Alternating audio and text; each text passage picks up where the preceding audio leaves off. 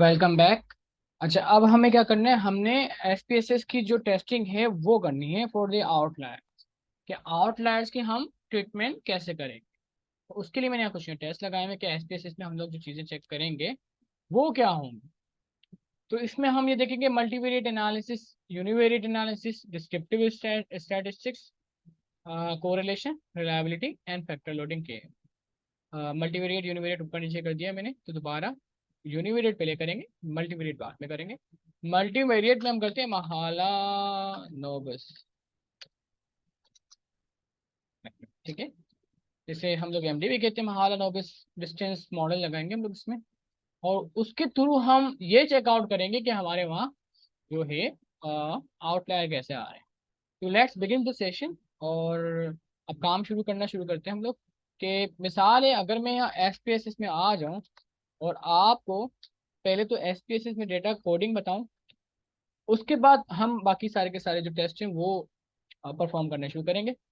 और देखेंगे कि एसपीएसएस में हम ये सारी प्रीलिमिनरी या प्री डायग्नोस्टिक या प्री रिक्विजिट टेस्टिंग कैसे करेंगे कि हम अपने पीएलएस सैम के रिजल्ट सही तरह जनरेट कर सकें। तो अभी एसपीएसएस बहुत हैवी सॉफ्टवेयर है। मुझे चाहिए था कि वीडियो शूट करने से पहले मैं एसपीएसएस को खोल लेता, ताकि हमारा टाइम ज़ाया नहीं होता। और ये सॉफ्टवेयर आपको हमारी आईयू की जो लैब है वहां से मिल जाएगा।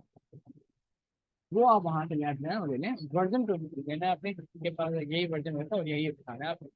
मेरे पास क्योंकि लाइसेंस है, मुझे इतनी टेंशन नहीं है, लेकिन ये लाइसेंस ना हो तो एक्सपायर जल्दी हो जाएगा।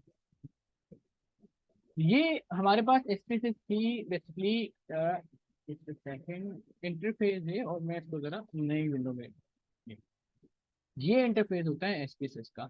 जो हमें टेस्ट परफॉर्म करने होते हैं वो सब ऊपर टॉप बार के अंदर आ रहे होते हैं। ज़्यादा काम आपका एनालाइज या ट्रांसफॉर्म के अंदर होता है, बाकी कोई भी ऑप्शन आपने यूज़ नहीं करना है एज ऑफ टुडे। अभी तो नहीं करना है क्योंकि हमारा काम नहीं है। क्वेरी शोरी ये सब दूसरी और चीज़ें, पावर क्वेरी लगा कर अपने दूसरे काम आप कर सकते हैं। एसपीएसएस मॉड्यूलर लगा कर वो तो हाई लेवल के काम है, हमें वो नहीं करना।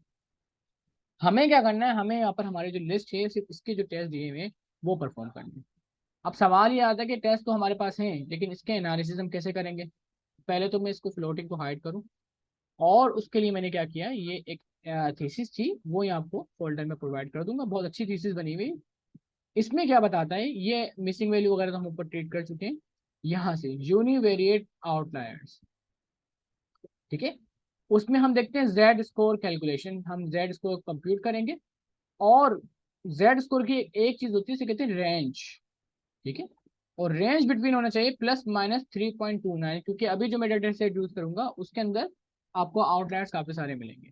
लेकिन जब मैं इसी डेटा का क्लीन वर्जन लेकर पीएलएसएम में जाऊंगा तो वहां मेरे रिजल्ट कुछ और आएंगे। तो पहले हम ये देख लेते हैं कि हमने क्या करना है। हमने पहले परफॉर्म करना है यूनिवेरिएट आउटलायर्स का टेस्ट। उससे पहले हमें क्या करना है, उससे पहले हमें डेटा कोडिंग करनी है एसपीएसएस में। तो मैं आ जाऊँ यहाँ पर। जो कोडिंग हमने एक्सेल में की थी, अब उसकी हम अंडरस्टैंडिंग इस सिस्टम को करवाएंगे।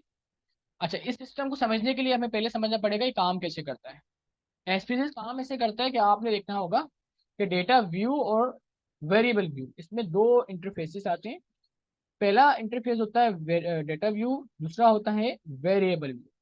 हम सारी जो अंग्रेजी की कोडिंग करते हैं या क्वेश्चन आर की जो कोडिंग करते हैं, जो सिस्टम को हम समझाते हैं कि हमारे इस नंबर का मतलब ये होता है, इस नंबर का मतलब ये होता है। मिसाल है, हम सिस्टम को समझाएंगे कि वन का नंबर, अगर वन का नंबर आपको मिले तो उसको आप ट्रीट करना मिसाल के तौर पर मेल, टू मिले तो उसको ट्रीट करना फीमेल। इसी तरह से हम जब लिकर्ट स्केल पे जाते हैं तो वन का मतलब होता है हमारे पास लिकर्ट स्केल के अंदर स्ट्रांगली डिसएग्री, जो हमने एक्सेल में किया।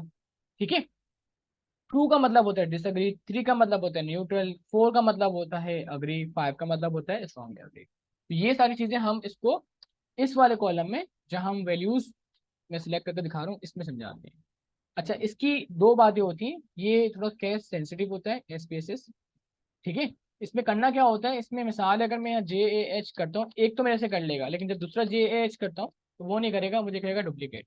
इसीलिए हमें कोडिंग जो है वो सही तरीके से करना होती है, ताकि इसमें डुप्लीकेट ना आए। अगर डुप्लीकेट आएगा तो वो आपको आगे बढ़ने नहीं देगा। ठीक है, तो चलें, मैं अब डेटा सेट निकालता हूँ। जो डेटा सेट मैंने अभी क्लियर किया था उसी पे जाता हूँ दोबारा। हमारे पास वो ये वाला था जो मैं क्लीन करके लेकर गया था। ये मेरे पास डेटा सेट है जो हमने क्लीन कर लिया था, एकदम क्लीन करने के बाद इसके ऊपर काम करना था हमें। बेसिकली ये तो मेरी वर्किंग है। ये वाला था जो हमने क्लीन किया था, इसकी मैंने वो वर्जन निकाल लिया, इसको मैं बंद कर देता हूँ, सेव कर लेता हूँ। अब क्लीन डेटा जो मेरे पास वही, इनफैक्ट ये भी क्लीन नहीं है, इसके अंदर मैंने आउटलायर्स छोड़े हैं ताकि हम आउटलायर्स को डिटेक्ट कर सकें टेस्ट। ठीक है, काफी सारे आउटलायर्स छोड़े जो आपको भी नजर भी आ जाएंगे इसके अंदर। राइट, जाकर क्या करना होगा वो मैं आपको बाद में बताऊंगा, पहले हम देखते हैं कोडिंग के। हम दो वेरिएबल, एक कैटेगोरिकल वेरिएबल ये लेते हैं जेंडर, बाकी सारे जो हैं वो हम लेते हैं स्केल वाले वेरिएबल, जो टिकट स्केल पे बने, बाकी और दूसरी तीसरा डेटा हम लोग अभी इस पे नहीं करते, ये वाले। तो पहले मैं क्या करता हूँ, मैं यहाँ बेसिकली ये देखता हूँ, मिसाल के तौर पे मैं इस कॉलम को उठाकर यहाँ लिखता हूँ। ये मेरे पास आ गया। अभी मेरे पास क्लीन कॉलम है, इन सब की मैं सिलेक्शन लूंगा। ठीक है, आखिरी में जाऊंगा, सबसे आखिरी, यहाँ मैं कमांड यूज करूंगा ऑल्ट ये एफ, जिससे एक विंडो पॉपअप होगी पेस्ट स्पेशल की, वहाँ वैल्यूज पे सिलेक्ट करूंगा और ट्रांसपोज का बटन दबाकर इस पर चेक लगाकर इसको ओके करूंगा। ठीक है, कौन सी कमांड यूज करनी है, alt plus E plus S, simultaneously दबाना है। किसके बाद दबाना है, सिलेक्ट करने के बाद, इन सबकी कॉपी करी, कॉपी का जब ये पूरा वो बिलिंग होना शुरू होगा उसके बाद आपने दबाना है ऑल्ट ई एस। ठीक है, ऑल्ट ई एस के बाद, ऑल्ट ई एस वैल्यूज और ट्रांसफॉर्म, दोबारा लिख देता हूँ, वैल्यूज ट्रांसफॉर्म। ठीक है,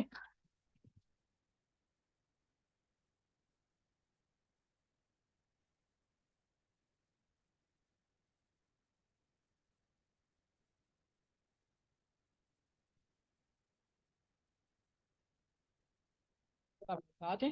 अब हम आगे चलते हैं, हमने आगे क्या करना है, आगे हमने ये करना है अब इस सबको मैं कॉपी करूंगा। अच्छा, आप एक चीज देखें, इनमें कोई डुप्लीकेट आपको नहीं मिलेगा। Cost one, cost two, cost three, cost four, cost five, cost six, P R one, P R two, P R A three, P R four, P R A four, five, six, seven, eight, इस तरह से मैंने जो है सबके duplicate को हटा दिया, इसको मैं कॉपी करूंगा, एसपीएसएस विंडो में आऊंगा। ठीक, और पेस्ट कर दूंगा। जब पेस्ट कर दूंगा तो मेरे पास सारा का सारा डेटा फीड हो जाएगा। ठीक है, तो जब मेरे पास डेटा फीड हो जाएगा, इसके बाद मैं देखूंगा कि मुझे आगे क्या काम करना है। तो ऑफकोर्स के बाद मुझे कोडिंग करनी है वैल्यूज के अंदर।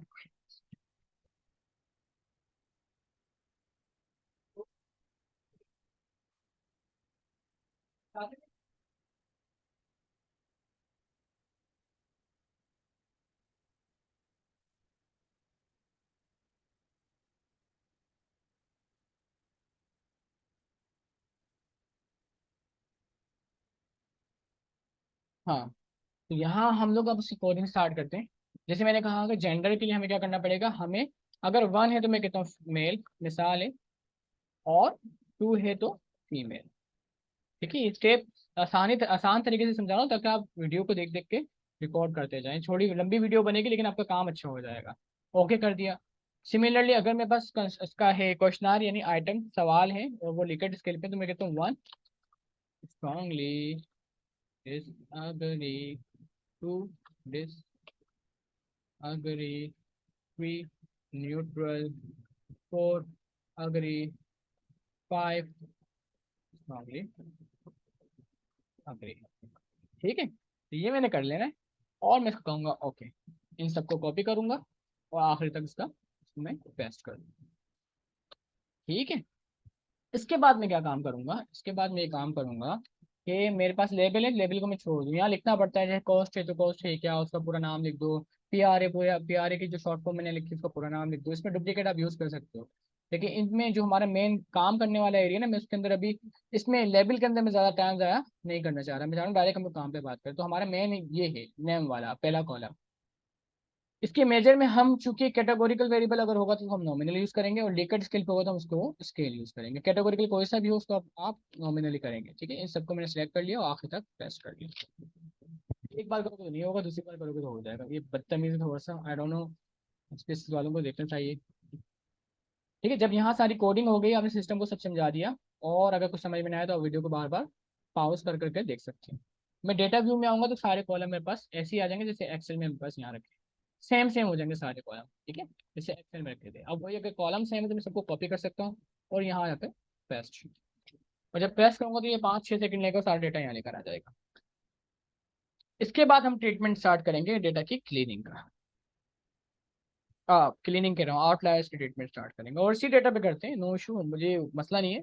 हम देखते हैं कि इसमें मसला कहाँ कहाँ आ रहा है, उसमें आपको ब्लैंक्स भी मिलेंगे, उसमें आपको और तमाम चीज़ें मिलेंगी जो कि हैं डेटा खराब मेरा होगा, राइट। लेकिन मैंने इसके लिए क्या किया है, मैंने अच्छा तरीका ये किया है कि मैंने वो सारी चीज़ें हटाई नहीं है, इसी का मैंने एक जो है अलग क्लीन डेटा सेट बनाया, तो हम उस पे चलते हैं डायरेक्ट और वहां से काम स्टार्ट करते हैं। इसको मैं बंद कर दूँ। ये डेमोस्ट्रेशन के लिए वही सब कुछ था, कुछ भी चेंज नहीं, सिर्फ डेटा की कुछ अंदर से मैंने ट्यूनिंग की ताकि इसमें आउटलायर डिटेक्ट हो जाएं आपके मल्टीवेरिएट और यूनिवेरिएट में। तो हमारी गाइडलाइंस के मुताबिक पहले हम जो काम करेंगे, हम देखेंगे ये वाला, ठीक है। हम वर्किंग करने जा रहे हैं यूनिवेरिएट एनालिसिस, यानी हम क्या कैलकुलेट करेंगे, जेड स्कोर कैलकुलेट करेंगे। कैसे कैलकुलेट करेंगे, इसके ऊपर आ जाए आप एनालाइज में जाएं, इसकी टॉप बार के अंदर चौथा ऑप्शन है एनालाइज, इनफैक्ट पांचवा ऑप्शन है, सिक्स्थ, छठा ऑप्शन है एनालाइज, डिस्क्रिप्टिव और फिर डिस्क्रिप्टिव, दो बार डिस्क्रिप्टिव करें, ओके कर लें। यहाँ होता है save standardize values as variable. मैं अगर इस पे चेक कर कर अपने सारे वेरिएबल को सिलेक्ट करके इसके अंदर इनकॉर्पोरेट करवाता हूँ, आखिरी में जाकर जो मेरे पास ये एज वाला है और ये 4-5 जो मैंने कंप्यूट किए हुए हैं ये वाले, इनको मैं बाहर कर देता हूँ, इनकी भी मैं ट्रीटमेंट बताता हूँ आखिर में कि हमने कैसे किया है, ठीक है। तो मेरे पास जो क्वेश्चन थे उन सबको मैं लेकर आ गया, ओके करूंगा, एक विंडो पॉपअप होगी, बोले कि भाई आपका काम वहाँ एग्जीक्यूट हो गया। तो ये यहाँ एग्जीक्यूशन जब हो गए मैं इसको बंद कर दूँ, मेरे काम का नहीं है ये, I don't that at all. मुझे ये देखना है जनाबे वाला आखिरी में जाकर कि क्या जेड स्कोर के कॉलम बने और बनना चाहिए। अब ये देखें हर वेरिएबल के अगेंस्ट उसका जेड स्कोर, मिसाल है कि अगर मैं कहता हूँ कॉस्ट 1, तो कॉस्ट 1 का जेड स्कोर कैलकुलेट करेगा, ठीक है। हम उसकी डिटेल में नहीं जा रहे कि जेड स्कोर कैसे कैलकुलेट होता है, वो mean minus by observe value divide by standard deviation, ठीक है, ये इसका फॉर्मूला होता है। अब वो क्यों होता है, क्या होता है, उसकी बात बहुत तफसीली है, बाद में देखेंगे। पर अभी हमारा यहाँ इसको कैलकुलेट करने का पर्पस है, पर्पस ये है कि हमें इसमें से क्या करना है, हमें इसमें से वो जो है कंस्ट्रक्ट आइटम्स निकालने, इनफैक्ट आइटम्स कहूँगा, क्वेश्चंस निकालने जिनकी वैल्यू रेंज के अंदर, ठीक है, रेंज के अंदर प्लस माइनस के दरमियान 3.29 के दरमियान आने, तो मैं टेस्ट कर लेता हूँ। वही अगेन मैं जाऊंगा एनालाइज के अंदर, डिस्क्रिप्टिव के अंदर, फिर डिस्क्रिप्टिव के अंदर जाऊंगा, ये को सबको बाहर कर लूंगा, अब मैं जेड्स को डालूंगा यहाँ पे, ये सारे जेड्स को उठाए मैंने और आखिर तक सिलेक्ट कर लिया। ऑप्शन में जाऊंगा, मुझे यहाँ कुछ नहीं चाहिए, मैं चाहता हूँ बस मुझे रेंज बता दो, रेंज का मतलब होता है मिनिमम और मैक्सिमम बता। ओके करूंगा, फिर ओके करूंगा, मेरे पास रेंज आ गई। इसको मैं कॉपी करूंगा एक्सेल के अंदर, ठीक है, यहाँ मैं आता हूँ एक शीट देता हूँ, ठीक है, और इसको यहाँ पेस्ट कर दूंगा। फिर इस कॉलम को सिलेक्ट करूंगा, मिनिमम है तो मेरा ट्रैश होल्ड क्या है मिनिमम का, मेरा ट्रैश होल्ड है कि 3.29 से कम ना हो। मैंने कहा भाई -3.29 से कम, जो भी हो मुझे बता दो, उसका मतलब वहाँ आउटलायर्स हैं। इसके लिए क्या करूंगा मैं, सेम, लेकिन यहाँ कहूंगा ग्रेटर देन, अगर 3.29 हो तो मुझे बता दो, यहाँ भी आउटलायर्स आपके पास आएंगे। तो इसने कहा कि भाई आपके इन कंस्ट्रक्ट के अंदर आउटलायर्स हैं और इनके अंदर तो है ही है, इन सब के अंदर। इसका मतलब ये होता है कि अब मैं जाकर अपना डेटा दोबारा रिव्यू करूंगा और देखूंगा कि आउटलायर्स आ कहाँ रहे हैं, ठीक है। इसका मतलब क्या होता है कि आपके पास आउटलायर्स कहाँ आ रहे हैं आपने देखना है। अमूमन आपके डेटा में नहीं आएंगे, मेरे पास ज़्यादा आ रहे हैं क्योंकि ट्रीटमेंट बहुत ज़्यादा की है। आपके पास जब आपने डेटा रियल टाइम में रन करोगे तो उसमें चीज नहीं आ रही होगी और मैं बहुत श्योर हूँ कि नहीं आएगी। वजह उसकी ये है कि ये डेटा तो डेमोस्ट्रेशन के लिए है ना, इसलिए मैंने जानबूझ के इसमें आउटलायर्स रखे हैं इन सब में, ठीक है। अब मैं जाकर उसकी सबकी स्क्रीनिंग नहीं कर सकता क्योंकि बहुत सारे हैं, एक आध कोई भी आंखों में आते तो मैं आपको दिखा भी देता हूँ कि कौन से आउटलायर्स हैं इसमें। तो बहरहाल ये आपके पास एक टेस्ट होता है जिससे आप अपने आउटलायर्स की ट्रीटमेंट करते हैं और उनको देखते हैं कि उसमें कोई भी वैल्यू आपकी +-3.29 से बाहर ना आनी चाहिए। इनफैक्ट मैं भी इसका टैश होल्ड अपने पास देख लेता हूँ कि इसका टैश होल्ड है कितना। मेरे हिसाब से 3.29 है और उसकी साइटेशन भी वहाँ दी हुई है। तो यहाँ आउटलायर्स को देखना, स्क्रीन करना थोड़ा सा चैलेंजिंग है।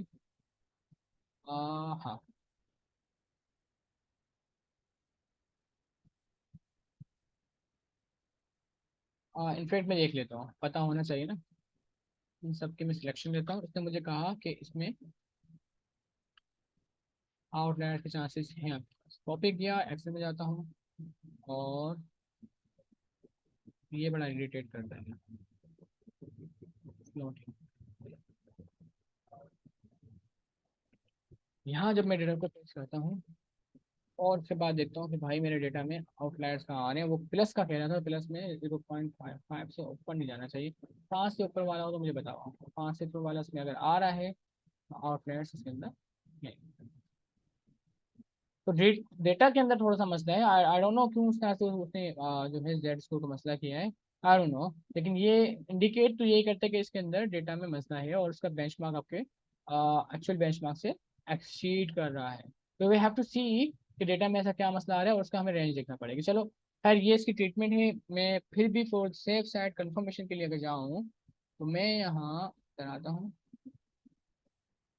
सेटअप में आता हूँ, सैंपल सेलेक्ट करता हूँ, सैंपल के अंदर में मुझे पता है कि ये 3.29 और सैंपल इंटरप्रिटेशन, ठीक है।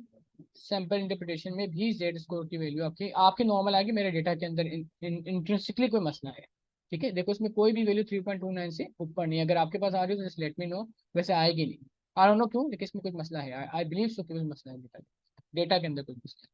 लेकिन अब यहाँ जो बेंचमार्क बता रहा है वो बता रहा है +-5, आई बिलीव ये बेंचमार्क इसका सही है, ठीक है। +-29 वाला बेंचमार्क ठीक है, ये वाला इसका बेंचमार्क ठीक है, कि +-5 के दरमियान आपने जाना हो, तो that is actually actually right, क्योंकि हम हाँ ये बिल्कुल ठीक है। वजह उसकी ये है कि आपका लिकर्ड स्केल 5 का है ना, 1 से लेकर 5 तक का, इसलिए कोई भी वैल्यू +-5 से ऊपर ना जाना चाहिए आपके, ठीक है। वो 29 जो है आई डोंट नो इन्होंने यहाँ क्यों लिखा है और ये भी कंफ्यूजिंग है, आई डोंट नो, इसका रेफरेंस जब मैं हायर का पढ़ूंगा तो 5 ही होगा, तो वो मुझे देखना पड़ेगा और आई हैव टू सी के स्टैंडर्डाइज का 5 ही है, आई बिलीव सो के 5 ही है। तो कोई भी वैल्यू 5 से ज़्यादा हो नहीं सकती, पॉसिबल ही नहीं कि लिकर्ड स्केल को एक्ससीड कर जाए। इन अ केस अगर आपके हाथ से कोई ऐसा नंबर है जैसे 5 डालना था, 55 प्रेस हो गया, आपने 55 कर दिया, तो वो उसको डिटेक्ट कर लेगा कि कहाँ आपके किस कंस्ट्रक्ट के अंदर मसला आ रहा है। अभी हमने देखें एक्सेल में भी चेक किया तो उसमें मसला नहीं था, और मैं आई एम 110% श्योर कि 5 ही है, ये 3.29 नहीं। चले, तो इसका मतलब ये होता है कि हम मुत्तफिक हो गए कि इसके 3.29 नहीं, इसका मतलब है 5। मैं लिख भी देता हूँ यहाँ पर बड़ा बड़ा करके, range should be must be, range क्या है, range must be between +5 to 5, ये होना चाहिए, राइट। अब आ जाए अब मल्टीवेरिएट वाला एनालिसिस के ऊपर। इसके लिए हमें क्या करना पड़ेगा, इसके लिए पहले तो हमें दोबारा एसपीएससी में आना पड़ेगा, इसकी खिड़की बंद करना पड़ेगी। महालन और इसके लिए हमें थोड़ी सी ट्रीटमेंट अलग तरीके से करना पड़ेगा, थोड़ी सी अलग तरीके से ट्रीटमेंट है। पहले तो मैं जो जितना मेरे साथ ये डेट्स का कचरा है मैं इसको सारा साफ करूँ, क्योंकि मेरा काम हो गया, मैंने आउटलायर डिटेक्ट कर ली है। अब डिटेक्ट करने के बाद क्या होता है, मैं ये वाला काम साफ कर दूँ, उससे आगे चलना शुरू कर दूँ। मेरा काम जो है ये यहाँ तक डिलीट कर दिया सारा। महालन ऑब्वियस के लिए लाजमी है कि जो आपके कंस्ट्रक्ट हैं इनके आपको एवरेज चाहिए होते हैं। मिसाल है 1 2 3 4 5, ये 5 सवालों का मुझे एवरेज निकालना होगा, 6 का इनफैक्ट, जो पहला कंस्ट्रक्ट है उसके 6 सवाल थे, उसका एवरेज निकालना है। दूसरे वाले के 9 थे, शायद 8 थे, 8 थे, मुझे इनका एवरेज निकालना है, ठीक है। 9 सवाल इनका एवरेज निकालना है, ठीक है। इसी तरह से पी यू थे, कितने हैं पी यू के, हाँ 3, इनका एवरेज निकालना है। पीसी का जो है वो 5 है, इनका एवरेज निकालना है। तो एवरेज निकालने के लिए आपको जाना होता है ट्रांसफॉर्म के अंदर, यहाँ कंप्यूट वेरिएबल, ठीक है। मिसाल है मैं कॉस्ट का निकाल रहा हूँ, वहाँ कॉस्ट का ऑलरेडी निकला हुआ है, तो मैं कॉस्ट 1 कर लेता हूँ, क्योंकि मैंने एवरेजेस आखिरी कॉलम में सबके निकाले हुए हैं, ये सिर्फ आपको समझाने के लिए। यहाँ मैं क्या करता हूँ, यहाँ मैं लिखता हूँ मीन, इसमें स्टैटिस्टिक चलता है, ये समझता है इस तरह से फॉर्मूला, ओके करूंगा उसको, ठीक है। Cost 1 comma cost 2 comma cost 3 comma cost 5 comma cost 6 comma 5 and cost 6, ठीक है। अगर मैं यहाँ से इसके टेस्टिंग से लेना चाहूँ तो मैं ऑल में जाऊँगा, यहाँ मैं मीन देखूंगा कि मीन कहाँ आ रहा है, मीन ये आ रहा है, तो सिलेक्ट कर सकता हूँ। मैं सिलेक्ट करूंगा उसको तो सिलेक्ट होगा, वहाँ से जाकर उसको लेऊंगा और फिर मैं इसको कंप्यूट करूंगा। अब मैं अगर इसको ओके करता हूँ तो कंप्यूट एग्जिस्टिंग हुआ हुआ है, सॉरी कॉस्ट फाइनल, कॉस्ट 1 वहाँ लिखा हुआ था इसलिए वो उसको डुप्लीकेट नहीं कर रहा था, या इनफैक्ट मुझे लिखने का तरीका ये होता है, इसको मैं इस तरह से करूँ, ठीक है। अब मेरे पास आ जाएगा कॉस्ट कंप्यूटर पे कहाँ आएगा, ये जरूरी है हमें समझना कि कहाँ आएगा। वो आएगा आखिर में, दिस। तो ये एक मेरे पास जो कंप्यूट हुआ हुआ है इसका, और ये वाला जो कंप्यूट हुआ है इसका, दिस दिस एंड दैट। इन दोनों का मेरे पास क्या होना चाहिए, हमारे पास दोनों का सेम आंसर होना चाहिए, क्योंकि सेम मेथड से हमने कंप्यूट किए। इसी तरह से मैंने इसको भी कंप्यूट किया, इसको भी कंप्यूट किया, इसको भी, जो सारे वेरिएबल थे अब उनके मैंने एवरेजेस निकाल ली। निकाले क्यों है, क्योंकि मुझे महाला नोबस की टेस्टिंग करनी है। डिपेंडेंट वेरिएबल है मेरा एफ आई। ठीक है, अब मैं क्या करता हूँ, मैं जाता हूँ महाला नोबस की टेस्टिंग करने के लिए सेकंड फेज के अंदर, जो मेरे पास है ये वाला, जिस वन। ठीक है, इसकी थोड़ी सी ट्रिकी होती है, वो थोड़ा आपको समझना पड़ेगा। करता क्या है, कैसे करता है, वो थोड़ा मैं आपको समझाता हूँ। I will try to make you understand in a easy way. मैं समझ गया, मेरे पास डिपेंडेंट क्या है, मेरे पास है एफ आई। और इंडिपेंडेंट कितने हैं मेरे पास, छः। एक दो तीन चार पाँच छः। इसका मतलब डिग्री ऑफ फ्रीडम में जो यूज करूंगा वो छः के ऊपर लगाऊंगा, छः लगाऊंगा। ठीक है, तो मैं जाता हूँ एनालाइज के अंदर, यहाँ आता हूँ, just a second, log linear, linear, linear, not linear, scale, correlate, regression। Regression में आया, लीनियर में आया, और मैंने सॉल्व कर लिया। मुझे पता है कि मेरा डिपेंडेंट है एफ आई, मैंने ओके किया, इसको यहाँ लगाया। ठीक है, डिपेंडेंट मैंने एज्यूम कर लिया, मेरे पास एक से लेकर पाँच तक ये सारे इंडिपेंडेंट। इनमें कोई भी फंक्शनैलिटीज को सॉरी, मुझे नहीं देखना, नहीं छेड़ना, बस मैं जाऊंगा सेव के अंदर, और यहाँ महाला नोबस का एक होता है चेक, उस पर चेक लगाऊंगा, कंटिन्यू करूंगा, और ओके कर लूंगा। रिजल्ट मेरे पास आ गए, I don't want that result at all, मैं इंटरेस्टेड नहीं हूँ कि रिग्रेशन रिजल्ट, तो मैं बंद कर देता हूँ। उसको चेक करने से फायदा ये हुआ कि आखिर में महाला नोबिस का मुझे उसने फैक्टर निकाल कर दिया। अब मसला ये है कि जो महाला नोबिस की टी वैल्यूज थी, हर एक क्वेश्चन की टी वैल्यूज ने आखिर में निकाल दी। जो मेरे लिए जरूरी है, मुझे देखना है कि इसका इसका ट्रैश होल्ड जो होता है महाला नोबिस का, वो क्या होता है। वो कहता है भाई कोई भी वैल्यू 0.01 से, यहाँ डबल जीरो लग रहे हैं देख लेना, 0.01 से कम ना हो। ये है महाला नोबिस का ट्रैश होल्ड। ठीक है, तो ये मैं दोबारा ट्रीट कर देता हूँ। ये ट्रैश होल्ड को मैंने अंडरस्टैंड। अब पी वैल्यू आ गई, तो पी वैल्यू निकालना है मुझे, पी वैल्यू निकालना है। अब फनकारी जो है ना इसके अंदर सारी, वो यही है कि आपको पी वैल्यू कैसे निकालनी है टी वैल्यू से। टी वैल्यू का पूरा टेबल इसने बना कर दे दिया आपको, टेबल नहीं इनफैक्ट वैल्यूज निकाल कर दी। This is the T values. इसकी इविस मुझे इस कॉलम के अंदर चाहिए पी वैल्यू। फिर दोबारा हम ट्रांसफॉर्म में जाएंगे, मैं इसको दोबारा रिकमांड से लेता हूँ, कंप्यूट वेरिएबल से जाता हूँ। ठीक है, ये सब मुझे नहीं चाहिए, I don't want any one of that. ठीक है, व्हाट आई वांट कि भाई मुझे पता है टी वैल्यू के लिए, टी प्रोबेबिलिटी के लिए एक चीज अंडरस्टैंड करना जरूरी होती है। प्रोबेबिलिटी में लिख दे दो प्रॉब। ठीक है, प्रोबेबिलिटी की मैक्सिमम वैल्यू होती है 100। ठीक है, 100 में से कितनी निकालनी है मुझे, वो सवाल है कि जो भी उसकी टी वैल्यू है उसका एक काया स्क्वायर लो आप, और काया स्क्वायर की वैल्यू को 1 से माइनस कर दो, तो आपके पास प्रोबेबिलिटी वैल्यू आ जाएगी। यानी ये 100% प्रोबेबिलिटी, इसके अंदर से इसका जो पोर्शन है वो मुझे डिटेक्ट करके निकालना है, वो कितना होगा। उसके लिए क्या करना पड़ता है, यहाँ एक फंक्शन होता है सी डी एफ का स्क्वायर। ये रहा, इसको मैं ओके करूंगा, इधर आकर इसको ओके करूंगा, का स्क्वायर का फंक्शन खुल जाएगा, डबल क्लिक करने से खुलेगा। तो मैं बोलता हूँ मुझे किसका किसका चाहिए का स्क्वायर, मैं बोलता हूँ महाला नोबिस की जो वैल्यूज है मुझे उसका चाहिए। ठीक है, मैं आता हूँ महाला नोबिस के आखिर वाली, इसको उठाकर इधर डाल लेता हूँ। अब वो पूछते हैं कितने नंबर ऑफ इंडिपेंडेंट वेरिएबल है, डिग्री फ्रीडम लगाना है, मैं कहता हूँ 6 लगाना है भाई, और मैं कहता हूँ ओके करो उसको। अब जब ओके करूंगा तो कमांड को एग्जीक्यूट कर देगा, आखिर में मेरे पास प्रॉप की वैल्यू बनी हुई आ जाएगी, ये मेरे पास। अब सवाल ये कि जब मेरे पास प्रॉप की वैल्यू आ गई तो मुझे क्या करना है, मुझे इनमें से वो आउटलायर्स निकालने हैं। हम सारी ट्रीटमेंट आउटलायर्स के ऊपर कर रहे हैं, हमने पहले यूनिवेरिएट कर लिया, अब मल्टीवेरिएट कर रहे हैं। ठीक है, अब हम जो टेस्ट यूज करेंगे वो टेस्ट आपको देखना पड़ेगा कि हम क्या यूज करें। वो टेस्ट ये होता है कि हमने अब पी वैल्यू निकाली, अब यहाँ हम इसको कंडीशन लगा कर देंगे कि भाई देखो, जहां जहां पी वैल्यू जो है इसकी लेस देन 0.001 हो, उसको आप बाहर कर दो। ठीक है, तो कोई मुश्किल नहीं है, आप दोबारा कमांड में जाएं, कंप्यूट वेरिएबल में जाएं। ठीक है, अब इसको सब मैं क्लीन कर रहा हूँ। मैं कहता हूँ जो प्रोब था मेरे पास, जो प्रोबेबिलिटी उसको मैं सिलेक्ट करता हूँ, और मैं कहता हूँ अगर लेस देन 0.01, मैं माउस से भी लिख सकता हूँ, ऐसे भी कर सकता हूँ, इधर से भी सिलेक्ट कर सकता हूँ, हो तो उसको 1 कर देना, एल 0। अब जब मैं ओके करूंगा ये कंप्यूट कर लेगा, सॉरी वेरिएबल का नाम सेम हो सकता है। ठीक है, तो ये मैं यहाँ लिखता हूँ आउटलायर्स, ये मैंने कर दिया। अब जब किया तो कमांड यहाँ चल गई, और अब मेरे पास अगर आप देखें तो मेरे पास जहाँ जहाँ आउटलायर होंगे वो 1 हो जाएगा। ये है। अब मैं देखता हूँ कि आउटलायर है भी या नहीं, तो मेरा टेस्ट क्या था, 0.001। मैं वेरिएबल व्यू में जाऊंगा, आखिर में जाकर देखता हूँ कि जो मेरे पास प्रोबेबिलिटी है इसके डेसिमल में बढ़ाना शुरू करता हूँ। मैं बोलता हूँ भाई ये कम से कम 5 डेसिमल पे हो, 5 डेसिमल पे कर दूंगा उसको मैं। अब मेरे पास सारे नंबर क्लियरली नजर आना शुरू हो गए कि जो वैल्यूज आपके पास 0.001 से कम होंगी वो आउटलायर ट्रीट किए जाएंगे, बाकी सबसे काफी सारे आउटलायर आना शुरू हो गए।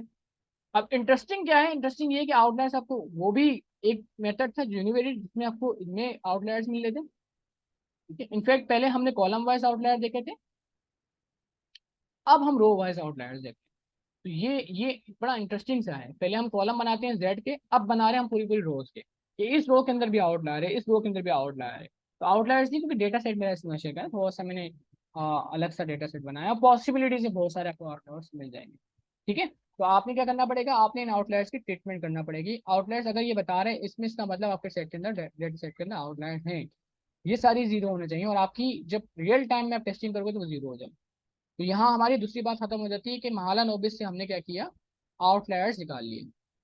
ठीक है, क्योंकि ये डेटा ऐसा है जो कि ऑलरेडी पढ़ाने के लिए इस्तेमाल किया जा रहा है, जिसमें रियल रियल लाइफ के सिनेरियोज आएंगे। मेरा मानना है कि डेटा कभी भी वो ना दिखाओ जो 110% सही है, उसमें स्टूडेंट की लर्निंग नहीं होती, उसको पता ही नहीं होता मुझे टेस्टिंग कैसे करनी है, क्या करना है। मैं अगर आपकी जगह होता, मैं देखता इसमें आउटलायर्स में सबसे पहला काम ये करता, अपने डेटा जाता और उसको चेक करता कि डेटा में क्या क्या मसला है, हर एक कॉलम को कॉलम बाय कॉलम चेक करता है। ठीक है, अब इसका मतलब है कि भाई मेरे पास आउटलायर्स आ गए। इससे पहले जो हमने जो है जेड स्कोर में देखा था, शायद वहां आपको अगर 5 वाला टेस्ट यूज करो तो कोई आउटलायर ना मिले, इनफैक्ट मिले भी। तो हम उसकी भी टेस्टिंग देख लेते हैं। अगर मैं इस पे ऊपर कंडीशन लगा दूं +-5 वाली, तो शायद कोई आउटलायर आपको ना मिले। अगर मैं कहता हूँ भाई देखो, पहले तो सारी कंडीशन इसके ऊपर से हटा, ये हम लोग यूनिवेरिएट के अंदर खड़े हैं अभी, और यहाँ से मैं सारी कंडीशन क्लीन कर रहा हूँ, मैं बोलता हूँ क्लीन इंटायर शीट। यहाँ पे आता हूँ और मैं कहता हूँ भाई देखो, कोई भी वैल्यू -<5।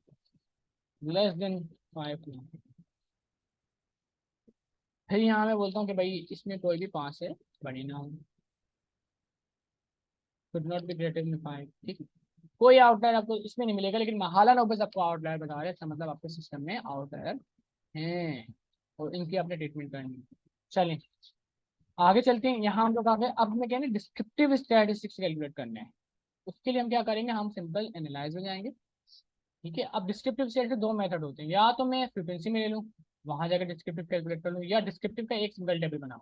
तो I am interested in single table of descriptive states. ठीक है, लूंगा किसका, जो कि मैंने एवरेजेस निकाले हैं, जो एवरेज कंप्यूट किए हैं कॉस्ट से लेकर फाइनेंशियल इंक्लूजन तक, उनका मैं एवरेज निकालूंगा। मुझे बताओ भाई, ऑप्शन में जाऊंगा, मैक्सिमम मिनिमम था वो था, ओके, मीन भी लेना है मुझे, सम भी चाहिए इनका, स्टैंडर्ड डेविएशन चाहिए, रेंज जब मैं मैक्सिमम मिनिमम ले रहा हूँ तो रेंज की मुझे जरूरत नहीं है। ठीक है, कर्टोसिस और स्क्यूनेस, क्योंकि डिस्क्रिप्टिव स्टेट्स हम यूज करते हैं ताकि आपको पॉपुलेशन स्ट्रक्चर पता चले। यहाँ मैं लिख भी देता हूँ, पॉपुलेशन का स्ट्रक्चर क्या है ये बताता है, स्ट्रक्चर ऑफ पॉपुलेशन डिटेल्स।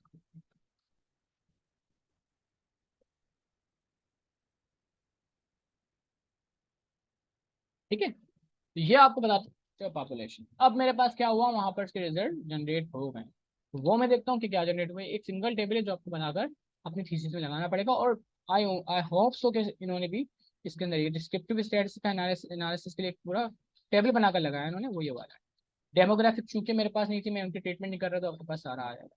ठीक है, इन्होंने कहा इन्होंने फ्रीक्वेंसी से कैलकुलेट किया और परसेंटेज कैलकुलेट किया, हमने डिस्क्रिप्टिव निकालने टोटल के। ठीक है, आप फ्रीक्वेंसी भी निकाल सकते हैं, इनफैक्ट फ्रीक्वेंसी ही आप निकालें तो ज़्यादा बेहतर है, और ज़्यादा बेहतर रहेगा, क्योंकि इनकी रिसर्च जो थी वो डेमोग्राफिक एनालिसिस के ऊपर भी थी, where we call that multi multi group analysis के ऊपर, तभी उन्होंने इनको परसेंटेज दिया। लेकिन ये बता देता हूँ कैसे निकलता है, आप अगेन इसके उसमें आए, डिस्क्रिप्टिव में आए, इनफैक्ट तो मैं यहाँ से बंद कर रहा हूँ, आप आ जाएं जनाबे वाला एनालाइज डिस्क्रिप्टिव फ्रीक्वेंसी।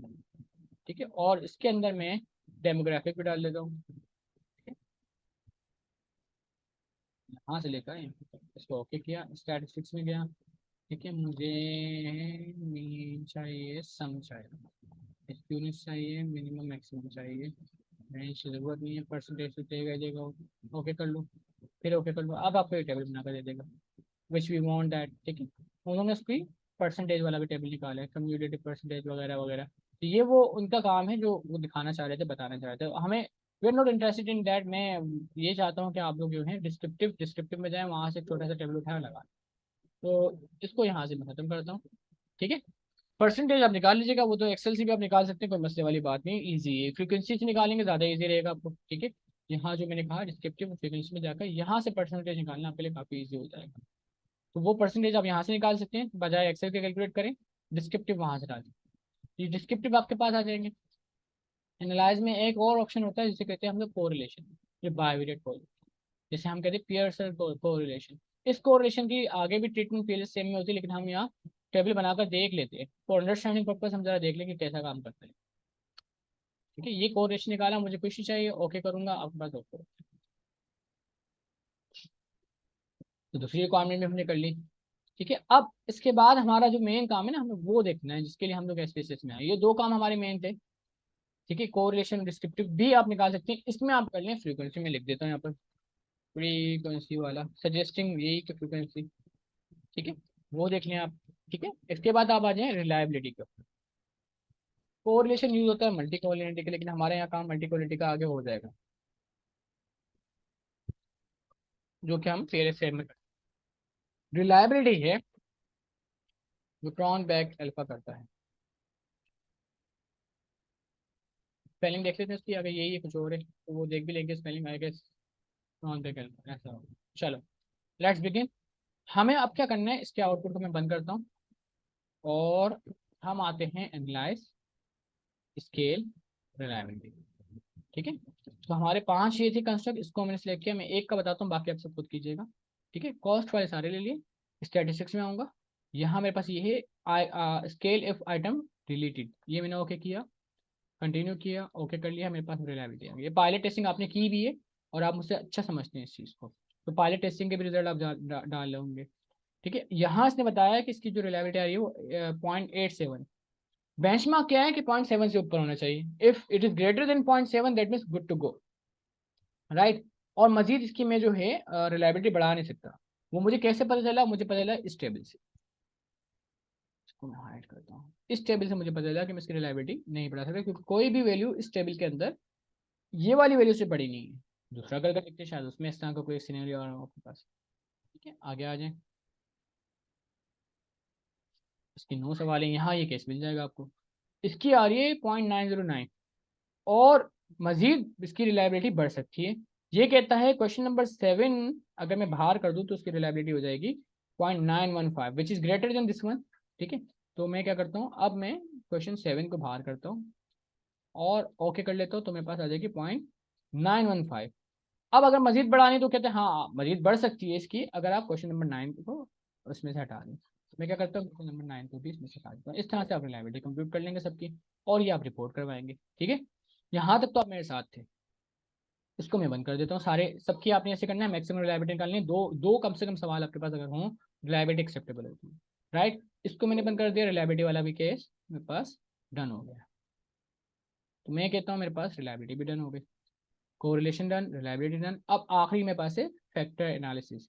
उसमें मैं क्या देखूंगा, फैक्टर एनालिसिस में मैं देखता हूँ लोडिंग, और यह कहता हूँ केमो, मता मुराद ये होती है कि मेरे जितने क्वेश्चन हैं they are good to go and can be use in my research.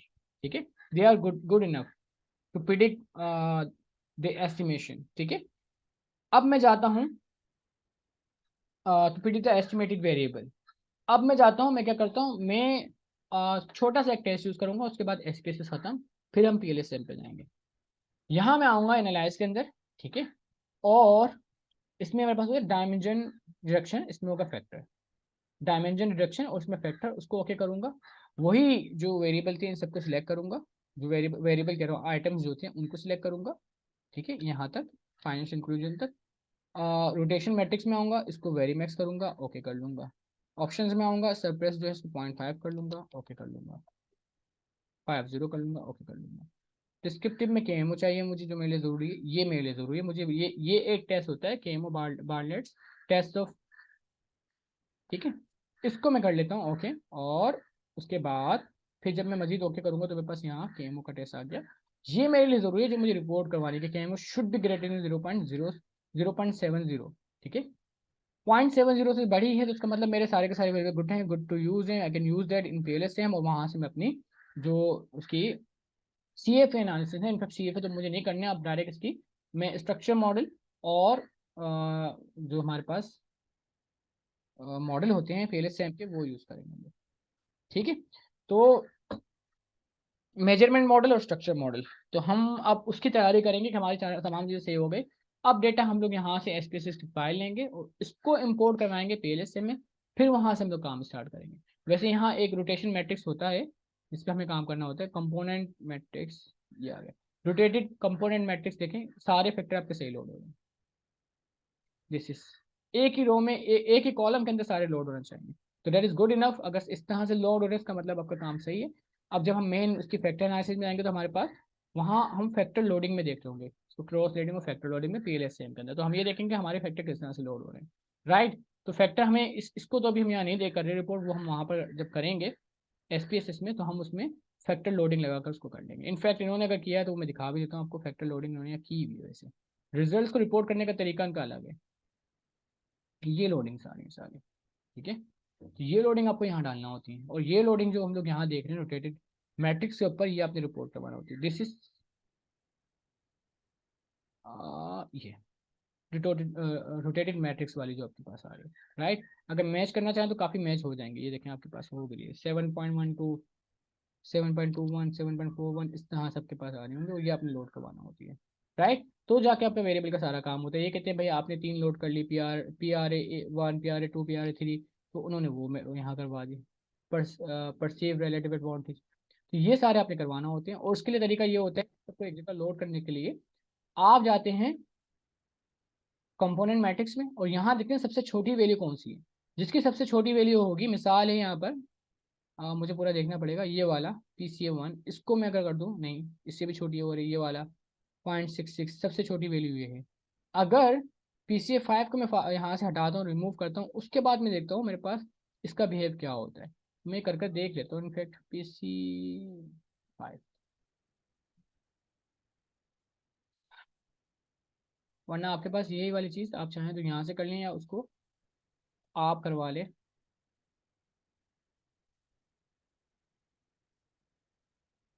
देखें और सही होना शुरू हो गए आपके फैक्टर्स, तो इसी तरह से आप रिमूव करते जाएंगे, आपका फैक्टर सही लोड होना शुरू हो जाएंगे। वरना आपको ये करना पड़ेगा कि आप बेहतर तरीका ये कि यहाँ से करें, ये जो रोटेटेड मैट्रिक्स हैं इनको आप रिपोर्ट करवा दें यहाँ पर, लोडिंग जो कहलाती है आपके पास, ठीक है।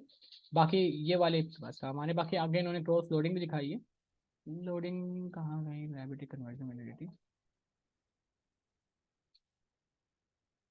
दिस इज लोडिंग, ठीक है। इनफैक्ट क्रॉस लोडिंग जो होती है ये वाला टेबल हम निकालते हैं यहाँ से, ठीक है। तो वो हम लोग PLSM से निकालेंगे, अब ये देखेंगे PLSM में कैसे काम कर रहा है। तो मैं समझता हूँ SPSS की वर्कशॉप आपकी यहाँ पूरी हो गई।